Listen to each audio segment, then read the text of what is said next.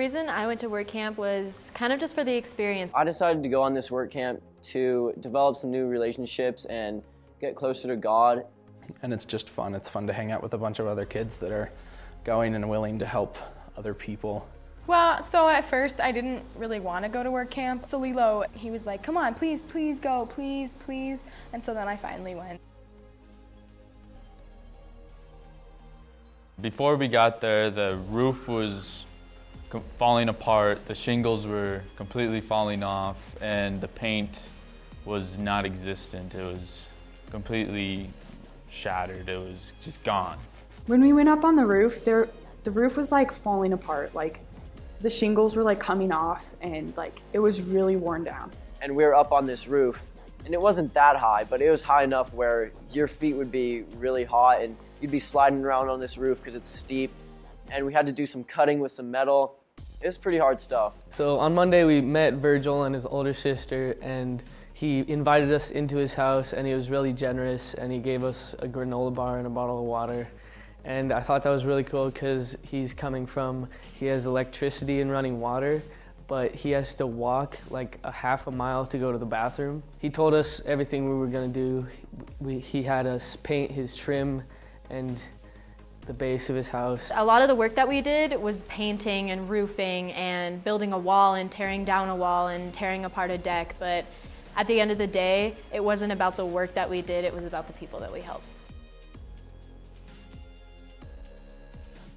Wednesday night there was a really cool moment. They did a big exercise where they had the person that was sitting next to you, and you pray over the person sitting next to you, and they pray over you. And it's just like off the cuff. Pray for 30 seconds about what you're gonna pray for.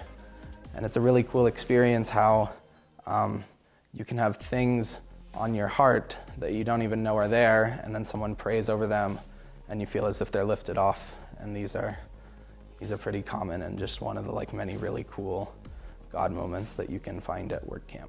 On Friday, it was like 88 degrees and windy and cool, and it wasn't hot at all. It was so nice, and all the other days were just so hot. I mean, it was like 106, 102, 104 all week long. My resident, which I worked on his house, his name was Virgil Sleepy. Great Navajo name. It was cool because at the end of the camp on Friday, he prayed for us and he blessed a bottle of water for us all to drink, and they prayed for us again in Navajo. And it was just a great experience that I'll remember for the rest of my life. One extraordinary event that happened this week that we were at WorkCamp is one of the crews accidentally ran over one of the dogs, and on their way back we passed them and they told us that they're going to look for a vet. And so our crew manager, his name was Greg, he was behind us, but he happened to be a veterinarian, and so he could help fix up the dog, and that was a huge God sighting because there's no one around, and the nearest vet would be in Colorado and we were in Utah, so it would be 2 hours away.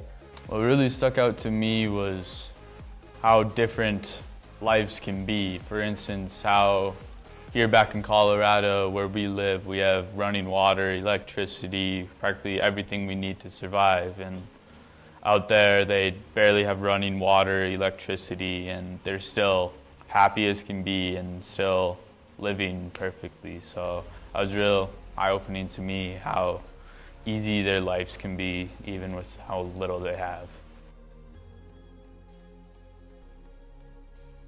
Well, I think the biggest thing that I brought back from this is just not judging a book by its cover, because a lot of these houses look super decrepit, and you might think like, oh, who are the people that are living in this? They might not be the nicest or the best people, but then they end up being these incredible, awesome people that you end up making friends with, and they're just really in need of help. So a way that it really impacted my faith was to learn that God works in mysterious ways, and He's a good Father, but it's not all the time that you get to see people that live in terrible conditions and in poverty, and they still go to worship, and they still feel that love from God. They're not dying spiritually, and they're not left empty from God, or they don't feel like they've been left empty from God.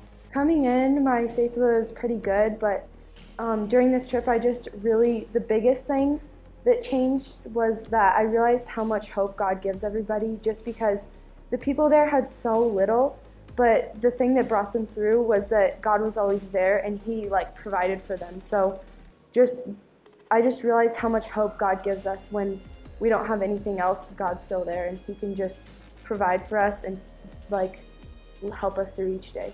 Being extraordinary was a huge part of this work camp, and it really changed my life because now that I come back, it makes me want to stick out and not be like everyone and be the different person that does the right thing. The biggest way that like I grew was like with everyone else. Like I feel like we all grow together. So at the beginning of the trip, I had my doubts about God, and then I learned that hard work and determination and more repetition of reading my Bible and praying will just renew my faith, and it really has. Towards the end of the trip, I started praying more and reading my Bible a little bit more, and that's just carried on into the summer and to now. To be outgoing, to find grace through Jesus, and to just go the extra mile for him.